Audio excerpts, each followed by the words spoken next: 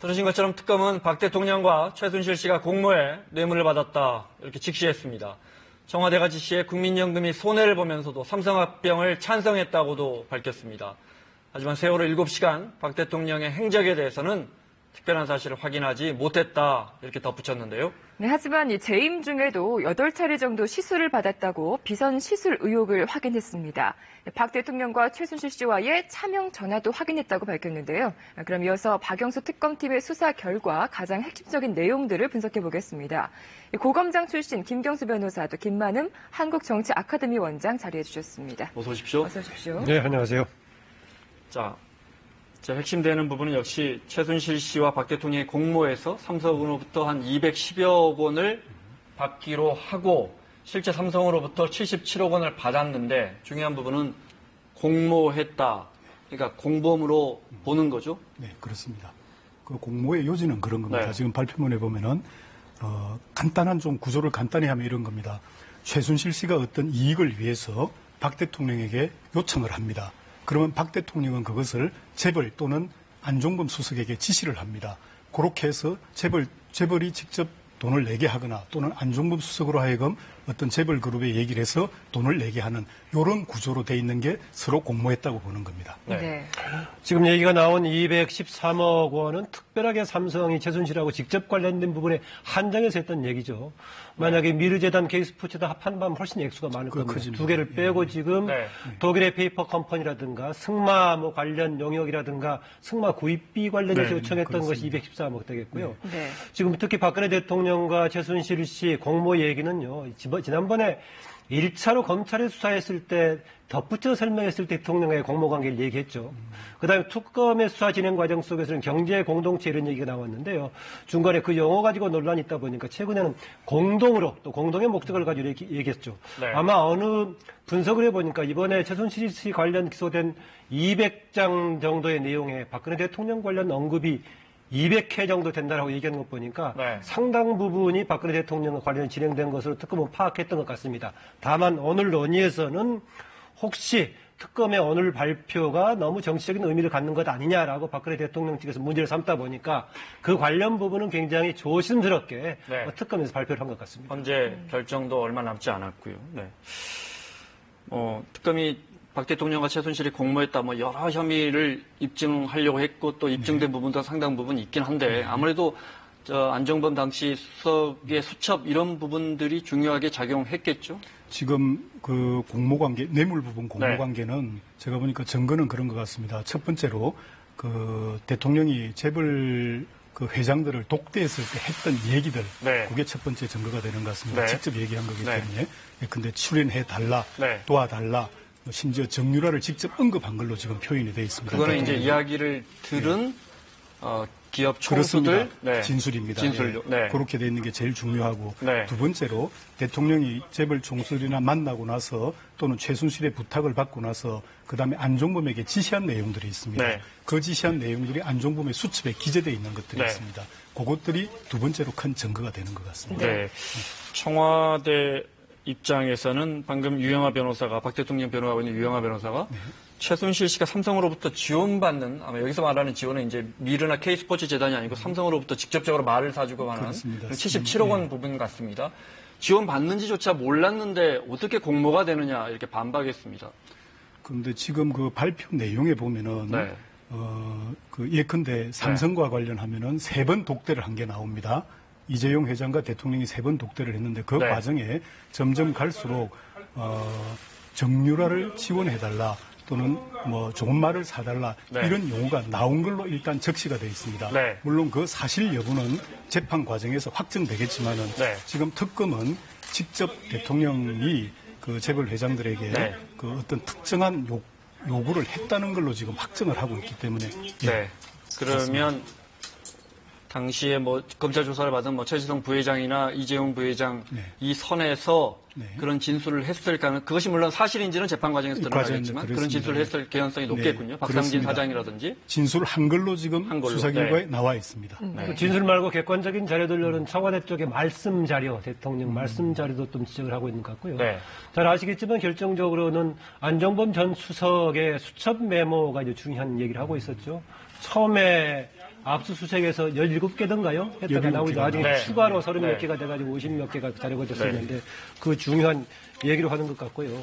보니까 특이한 것 중에 하나가 유정아 변호사가 특검 넘어가기 전에 검찰 수사 때 박근혜 대통령 대리인 측을 처음에 대비했다가 중간에 어디 갔었나 했는데 특검 이제 수사가 끝나는 시점에 다시 한번 네. 보이기 네, 시작하네요. 네, 저희도 그게 궁금했었습니다. 네, 자 다음 사안입니다. 이제 저 삼성물산과 제일모직의 합병 관련해서 문영표 복지부 장관이 구속이 됐는데 구속된 문 전 장관이 청와대로부터 당시에 지시를 받고 홍한표 기금운영 본부장에게 국민연금으로부터 합병에 찬성해라 이렇게 지시했다. 이 문장에 청와대로부터 지시를 받고 이렇게 직시했습니다. 그렇습니다. 예. 거기는 지금 그 내용 중에 보면 네. 이렇게 나옵니다.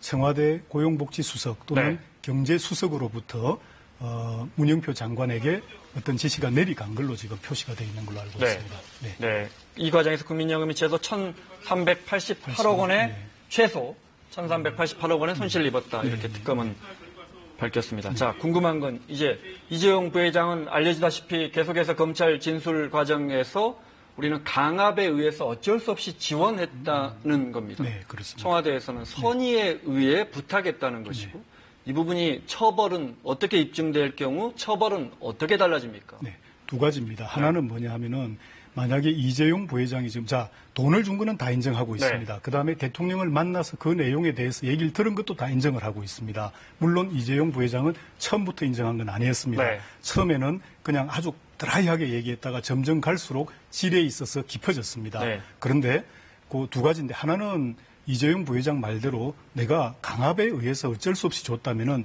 직권 남용 또는 강요죄의 피해자가 될 뿐입니다. 네. 그런데 그게 아니고 그 경우에 박 대통령은 어떻게 됩니까? 그 경우에 박 대통령은 직권 남용 권리행사 방해죄 피의자가 되는 네. 겁니다. 하지만 역시 처벌을 뇌물죄와는 받습니다. 상관이 뇌물죄는 상관이 없어지죠? 없습니다. 그렇습니다.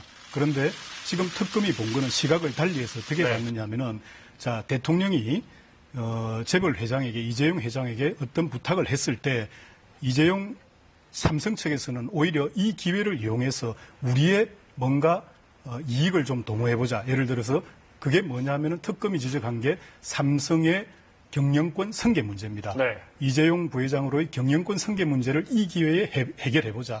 이런 생각으로 근데 국민연금으로 하여금 그 합병에 동의하도록 해달라든가 네. 아니면은 공정거래위원회로 하여금 네.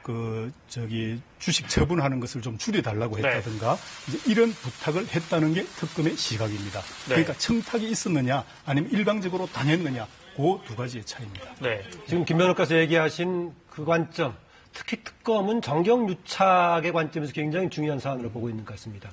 오늘 발표하기 전에도 특검에서 나왔던 얘기가 삼성 관련한 정경유착의 문제하고 또 하나 블랙리스트 이 두 사안이 앞으로 공소 유지하면 재판하는 과정이 세 개의 재판이 될 것이다 이렇게 했었는데요. 네. 오늘은 또 이제 국정농단과 정경유착을 얘기했단 말이죠. 그래서 두 번 다 결국은 중복되는 게 정경유착인데 지금 특검의 입장에서는 굉장히 중요한 사안으로 다뤘던 것 같습니다. 이것은 이제 재벌 관련된 개혁의 문제도 있겠고 바로 유착이기 때문에 대통령을 비롯한 권력의 문제가 맞물려 있는 핵심 사안이어서 계속 아마 특검에서 중시 다뤘었는데 이후에 추가 수사 과정 지금 현재는 삼성 이재용 부회장 구속 정도로만 거쳤지만 나머지 부분은 이제 검찰로 넘어갔으니까 후속이 어떻게 될지 주목 대상이 되고 그 있습니다. 부분은 이제 시간 때문에 수사를 거의 시작도 못한 것으로 알려져 있습니다. 또 하나 관심 가는 논지 중에 하나가 그러니까 박 대통령이 뭐 압력을 행사했던 부탁을 선의의 부탁을 했던 부탁해서 대기업이 돈을 마련해서 최순실 씨를 지원했는데 과거에 어제 대통령 대리인단이 헌재에 낸 의견서를 보면 과거 참여정부 때 변양균 씨가 그때 당시 뭐 연인 관계였었던 것으로 알려진 신정아 씨를 위해서 신정아 씨가 큐레이터였기 때문에 여러 미술품을 전시하는데 지원을 해야 해서 10여 개 대기업으로부터 한 7억 원 상당을 지원하게 뭐라 할까요? 압력 내지는 부탁을 한 것이 대법원에서 무죄가 났단 말이죠. 청와대 입장에서는 같은 맥락 아니냐 어떻게 보십니까? 근데 그거는 지금 그 청와대 측 입장이라는 게 조금 모호합니다. 왜냐하면은 지금 그 변양균 씨의 범죄 혐의는 직권남용 권리행사 방해죄였습니다. 네. 그런데 지금 특검에서 문제 삼는 것은 직권남용 권리행사 방해죄를 넘어서 뇌물을 지금 문제 삼고 있습니다. 그러다 보니까 뇌물에 대한 직접적인 어떤 변론은 아니었던 것 같은 생각이 들고요.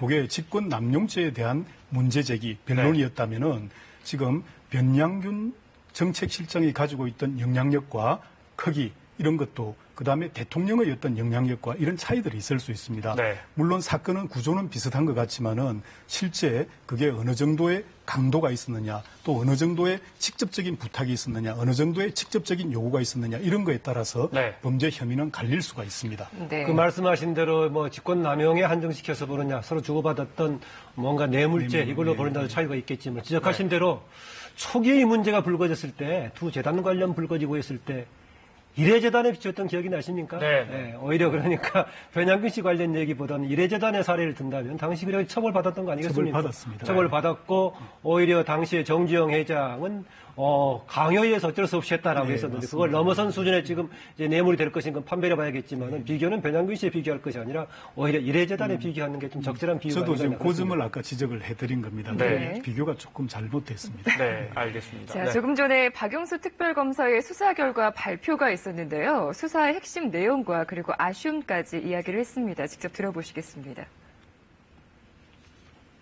특검팀원 전원은 국민의 명령과 기대에 부응하고자 뜨거운 의지와 일관된 투지로 수사에 임했습니다. 하지만 한정된 수사기관과 주요 수사 대상의 비협조 등으로 인해서 특검 수사는 절반에 그쳤습니다. 이번 특검 수사의 핵심 대상은 국가 권력이 사적 이익을 위해 남용된 국정농단과 우리 사회의 고질적인 부패 고리인 정경유착입니다. 그러나 저희들은 아쉽게도 이 소망을 다 이루지 못했습니다. 다시 한번 국민 여러분께 죄송하다는 말씀을 올립니다. 청와대 행정관 차명폰 개통 이 사건의 수사를 통해 대통령과 최순실이 서로 연락을 주고받은 차명폰 번호 소위 한라인이 확인된 최순실의 부동산은 36개, 신고가 기준으로 약 228억에 이르고 최순실 일가의 부동산은 178개, 2,230억 원으로 확인되었습니다. 세월호 침몰 당일이나 전날에 비선 진료나 시술을 받았는지 여부에 대해서는 확인할 수 없었습니다. 네. 특검으로서 가장 아쉬운 점은 역시 수사 시한이 연장되지 못한 것, 이 부분 아니겠습니까? 절반에 그쳤다 이렇게도 말했습니다. 네. 네, 그렇습니다. 아시다시피 몇 개의 경우에는 완전히 마무리하지 못한 상태에서 검찰에 넘겨진 것도 있었고요. 그래서 특검에서는 연장 요청을 했었죠. 요청을 했었는데 마감됐던 지난달 28일 하루 전날 이제 불성인 결정이 나서 그랬다는 얘기고요. 네. 관련해서 바로 그러면은 수사 결과를 종합적으로 발표하지 왜 오늘인 한 일주일쯤 지나서 발표하느냐 그런 것도 쟁점이 됐지 않습니까? 네. 마치 이번 주말 아니면 다음 주 초에 헌재 결정이 나는 시점에 영향을 미치려고 했던 거 아니냐 그런 지적을 했을 때도 그런 이유를 달았습니다. 만약에 특검의 연장 여부가 일찍 결정이 됐더라면 특검 내에서 시일을 잡았을 것인데 하루 전날 나와서 그랬다는 얘기였고 이미 지금 아까 화면에 나왔습니다마는 미완으로 그칠 수 없었던 여러 가지 이유가 있었겠지만 특검 측에서는 대표적으로 한정된 기간 속에서 불가피했다는 점을 얘기하고 있고 또 하나는 핵심 수사 대상이라고 할 수 있는 조사 대상이라고 할 수 있는 대통령을 비롯해서 청와대 비서진들도 도망다니면서 안 나타나고 그런 경우가 있었었죠. 무엇보다 대통령에 대한 대면 조사, 검찰, 특검 앞으로 결론이 나오겠습니다만 심지어 헌재까지도 한번 직접 출두를 못했기 때문에 네. 그런 점의 아쉬움도 같이 배경이 됐다는 지적입니다. 오늘 또 청와대 측의 유영하 변호사가 당초에 특검이 출범할 때 야당 측 추천을 받아서 했기 때문에 시작부터 치우친 정치 특검이다. 그래서 특검의 수사 결과를 더 받아들일 수 없다. 이렇게 밝혔거든요. 네. 어떻게 보십니까? 그런데 그거는 저는 이리 생각합니다. 지금 와서 뭐 당사자가 그런 문제를 제기할 수는 있습니다만 예컨대 그게 바람직하지 않았다는 것이지 지금 와서 그 수사 결과에 대해서 문제 제기를 하는 것은 부적당하다고 봅니다. 왜냐하면은 국회가 결국 자기들끼리 합의를 해서 네. 그런 야당이 추천하기로 했기 때문에 그거는 국회의 어떤 자율적인 권한이었다고 저는 생각합니다. 네. 지난 90일간의 특검 수사 일지도 저희가 화면으로 구성을 네. 해봤습니다. 보고 오겠습니다. 필요하다면 저 역시 검찰의 조사에 성실하게 임할 각오이며 특별 검사에 의한 수사까지도 수용하겠습니다.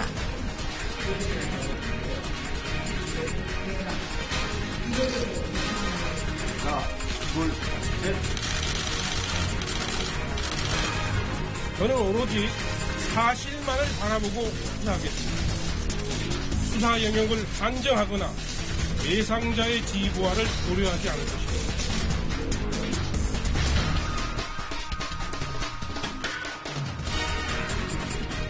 청와대는 불승인 사유서를 제출했습니다.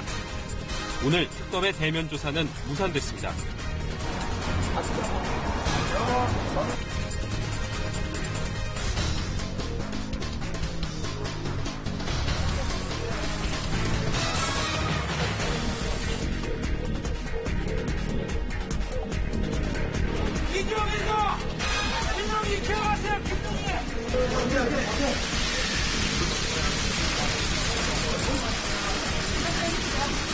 그동안 특검 브리핑에 관심을 가주신 국민 여러분들께 감사의 말씀을 드립니다.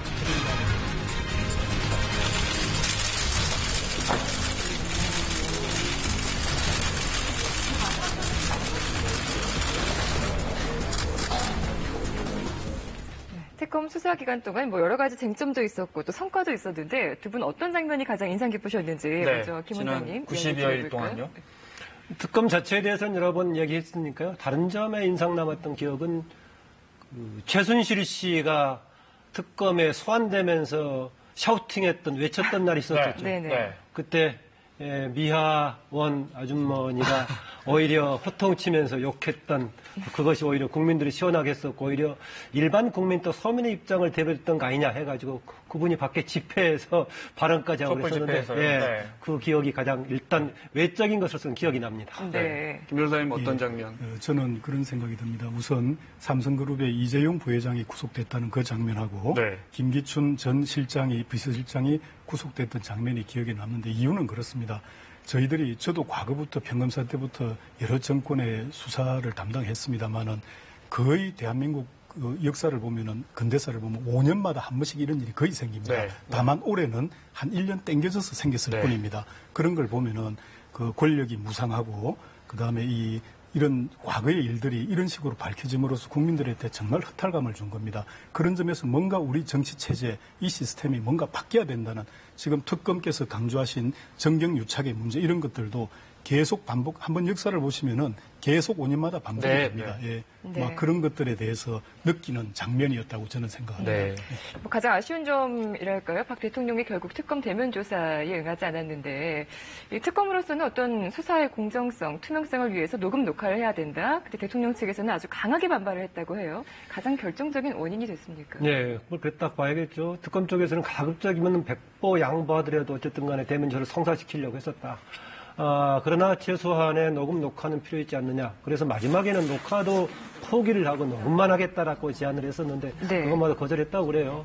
박근혜 대통령은 그 조사하고 관련된 박근혜 대통령의 기록 자체를 객관적으로 나오는 것을 아주 싫어했을 것 같습니다.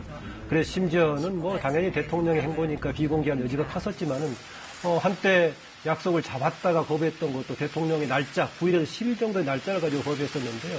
근본적으로는 박근혜 대통령이 검찰 수사든 특검의 조사든 심지어는 헌재의 결정 과정이든 간에 뭔가 법적인 절차에 그대로 응하지 않으려고 했던 이것 자체에 뭔가 정당성을 대통령이 부인하려는 그런 심리가 반영된 게 아닌가 그런 생각이 있습니다. 당초 대통령은 분명히 특검 조사에 응하겠다고 약속을 했었습니다. 관련 화면을 보겠습니다.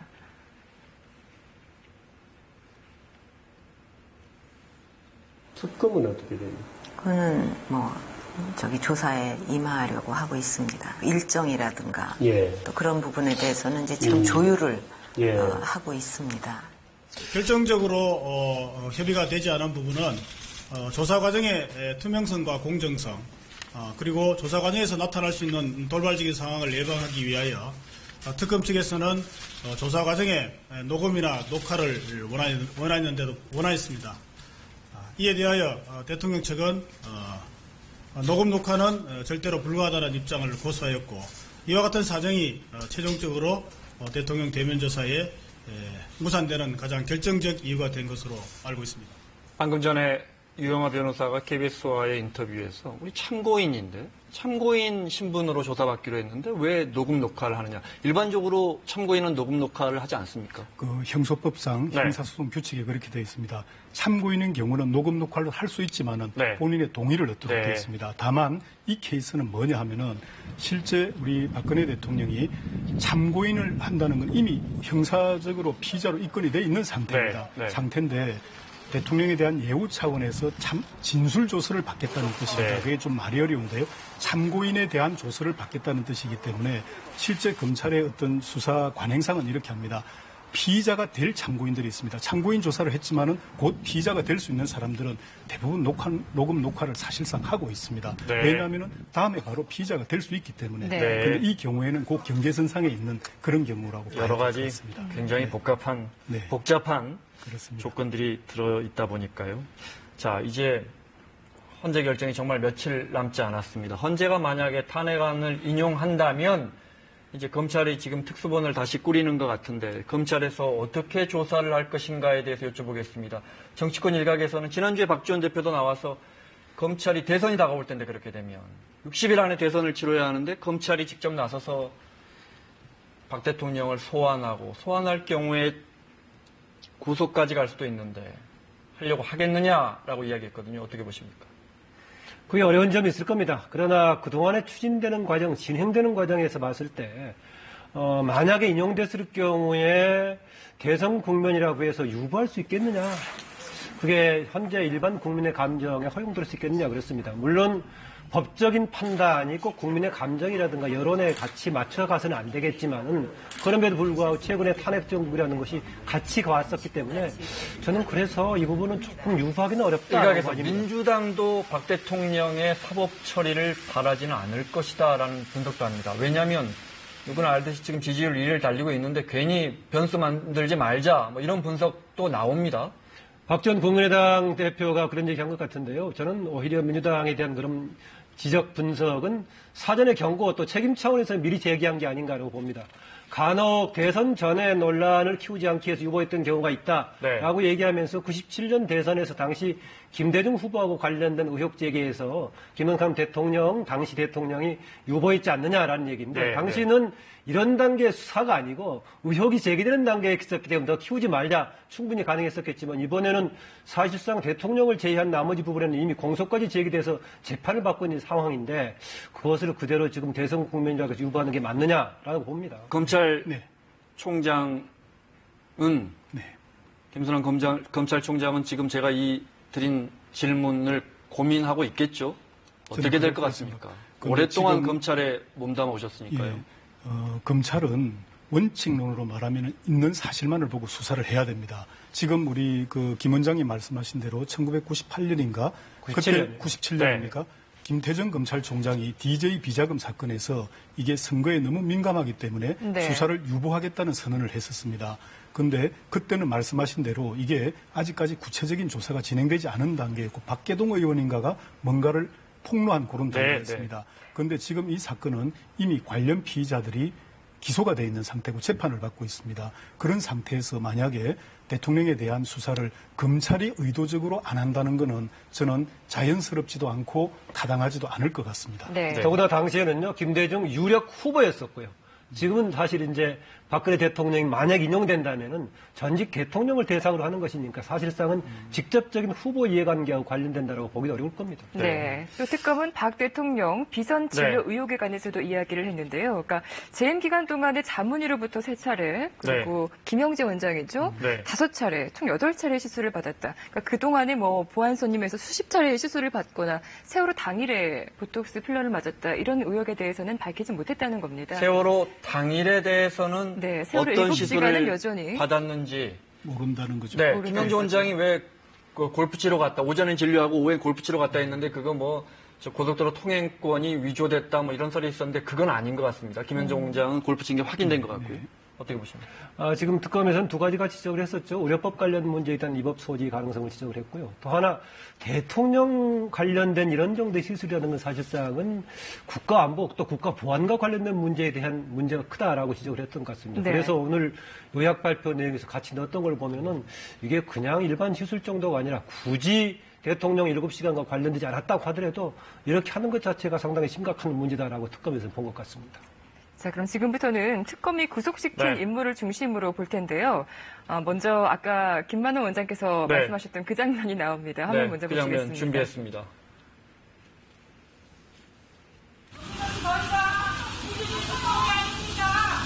뒤를 지켜 살게 최순실 씨 여전히 특검이 아닙니다. 박 대통령하고 공동체를 발표하고 자네들 당연하고 있어요. 이것은 너무 억울해요. 우리 애기까지 다 어리손자까지 이렇게 하는 거는. 네, 특검이 주목했던 것이 최순실 씨와 박 대통령이 통장을 같이 쓰고 뭐 이익을 공유했느냐. 결론은 재산 일부를 공유했다는 것이죠. 재산 공동체라는 말도 나왔습니다. 네. 그렇게 지금 발표를 했습니다. 그 부분이 왜 중요합니까? 자, 그 부분은 그런 것 같습니다. 자, 지금 박 대통령 변호인단은 어떻게 얘기하냐면 박 대통령은 이 일로 인해서 한 푼의 이익도 취한 게 없다고 주장하고 있습니다. 그것은 실제일지 모르겠습니다.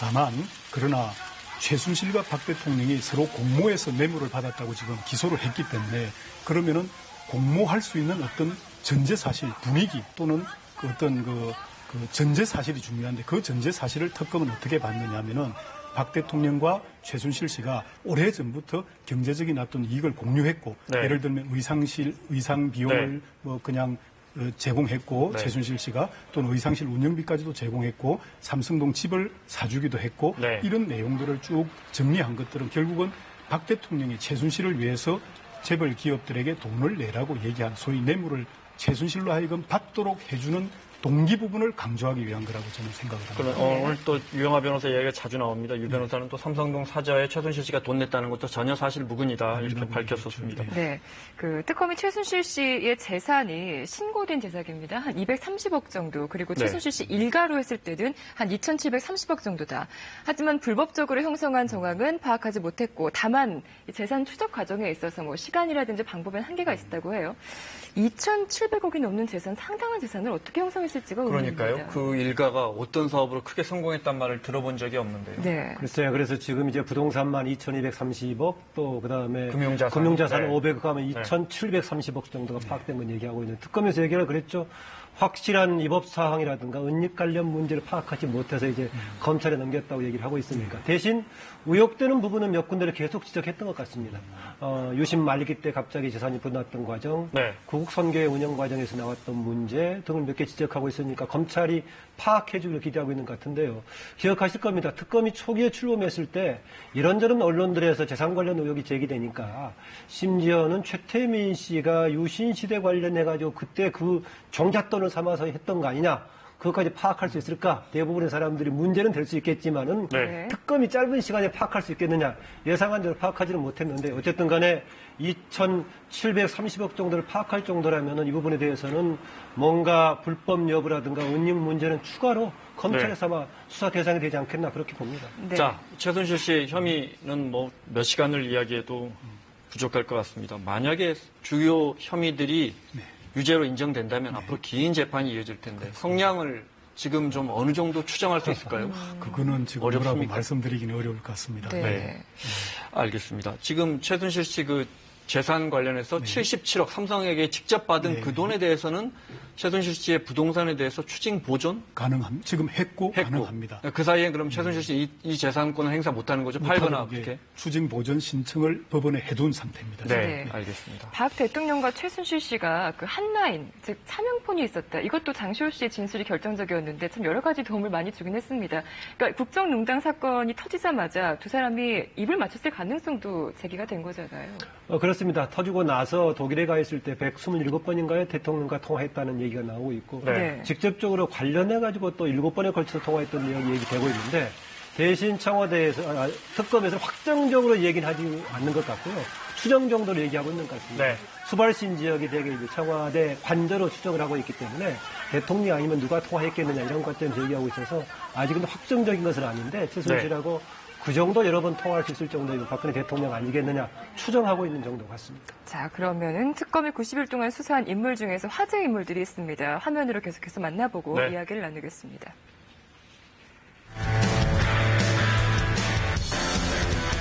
이번에 특검이 적용한 혐의에 대해서 인정하십니까? 민간인 불법 사찰하셨다는데 인정하십니까? 여전히 아직도 최순실 씨 모르십니까?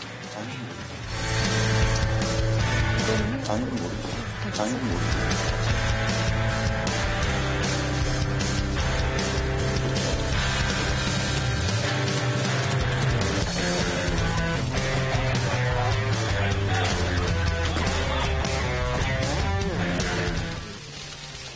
최순실 국정농단 묵인하셨습니까? 민간인을 왜 사찰하셨습니까?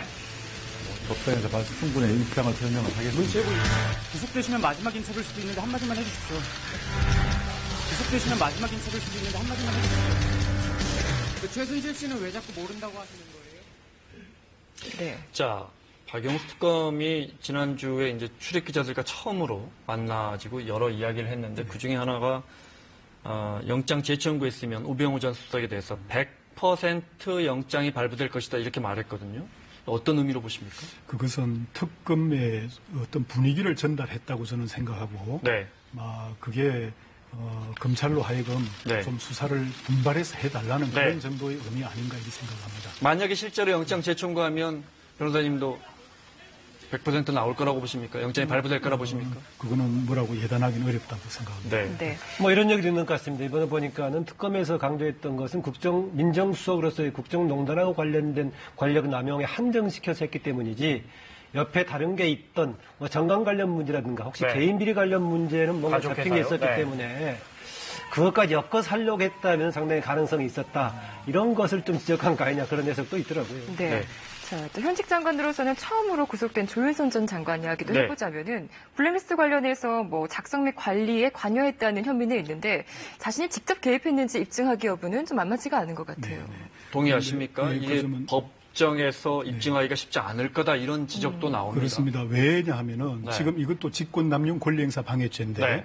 자 블랙리스트라는 게 존재했고 이게 만들어졌다는 것은 다 인정이 됐습니다. 네. 다만 직권남용 권리행사죄가 되기 위해서는 이 블랙리스트에 의해서 실제로 예술 관련 예산 집행에 어떤 영향을 미쳐야 됩니다. 네. 그런데 그거는 지금 문체부가 직접 한 게 아니고 뭐 한국예술문화진흥 위원회라든지 이런 다른 기관들의 생각입니다. 그러니까 그 절차가 몇 개가 있는데 그 중에서 네. 조금만 하나가 끊어져도 이 죄가 인정이 안 될 수 있다는 거죠. 네. 그런 점에서 공소유지가 어렵다는 겁니다. 마찬가지로 실제로 정부 예산이 그렇게 집행되지 않거나 어떤 사람을 배제했거나 이것이 입증이 돼야 한다 이 말씀이시죠.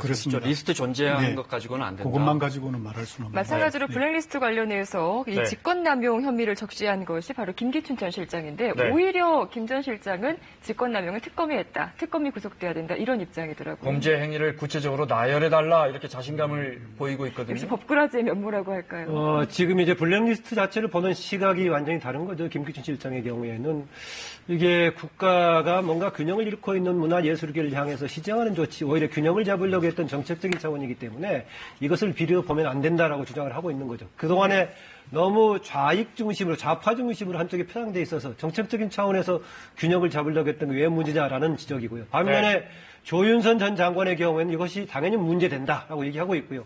오늘 특검도 창작가 문화예술의 다양성을 오히려 이거 억제했다. 네. 거나 이렇게 얘기를 하고 있는 것이죠. 그리고 특정인을 배제하는 것은 국가 권력을 남용했던 걸로 보고 있는데 김기춘 실장은 정책적인 차원으로 주장하고 있습니다. 비슷한 게 박근혜 대통령이 두 재단을 설립하는 것도 문화의 응성이라는 정책적인 차원에서 했던 거다라고 얘기하고 있는데 같은 맥락인데 네. 과연 그런 입장이 받아들여질지 대부분의 사람들은 블랙리스트가 정말 국가 권력을 남용한 대표적인 사례로 보고 있고 특검도 아까 제가 앞서 말씀드렸지만은 국정농단과 특히 삼성 문제 관련해 가지고는 중요한 세계적인 재판이 될 거라고 얘기했었는데 네. 그 과연 김기춘 실장의 입장이 먹혀 들어갈지 모르겠습니다. 알겠습니다. 간단하게 마무리를 해야겠습니다. 특검이 이제 검찰로 넘어옵니다. 뭐 절반밖에 못했다고 박영수 특검이 말했으니까 어떻게 보면 절반을 더 해야 하는 상황인데 가장 주목해야 할 부분은 어떤 건지 또는 지금 헌재 결정이 임박했는데 여기에 혹시 어떤 변수가 될 수 있는 건 어떤 건지 그걸 좀 마무리로 하로는 좀 부탁드릴게요. 네, 특검이 지금 수사를 했고 그게 검찰로 넘어왔고 앞으로 검찰 수사가 제가 보기에는 어떤 굉장히 중요합니다. 네. 그 중요한 요소 중에는 크게 대통령에 대한 수사 부분이 하나 남아있고요. 지금 그다음에 특검이 못한 우병우에 대한 수사가 하나 네. 남아있습니다. 그 외에 지금 특검이 사석에서 언급했던 그 나머지 기업들 근데 사면이라든가 네. 이슈가 있었던 그런 기업들에 네. 대한 한 SK나 3개 롯데 기업, 같은요? 네. 세 개를 언급했는데 네. 그런 기업들에 대한 수사가 지금은 이제 검찰의 몫으로 돌아왔다고 저는 생각을 합니다. 네. 저는 오늘 이제 특검이 종합적인 발표를 했는데 특검과 그동안의 검찰 수사가 이번의 경우에는 상호작용하면서 긍정적으로 작용했다고 볼 수 있겠습니다. 처음에 검찰이 수사를 할 때 박근혜 대통령 관련된 권력비리 문제를 과연 검찰이 제대로 할 수 있을까라고 문제를 삼았었는데 특별수사본부가 상당히 국민의 여망에 부합하는 방향 쪽으로 갔죠. 여러 가지 검찰 스스로의 각오도 있었겠지만은 한편으로는 특검이란 또 다른 기구가 있기 때문에 괴리가 생기면 안 된다라는 것이 작용했을 수도 있을 겁니다. 네. 또 그걸 이제 검찰의 많은 수사 자료를 특검이 많이 활용했다고 오늘 박영수 특검 얘기했지 않습니까? 네. 마찬가지로 특검이 했던 자료를 토대로 저는 검찰이 또 한 번 신뢰 상승의 계기를 만들기를 좀 기대를 해봅니다. 네. 알겠습니다. 자, 김경수 변호사 그리고 김만음 원장과 함께했습니다. 두 분 고맙습니다. 감사합니다. 감사합니다.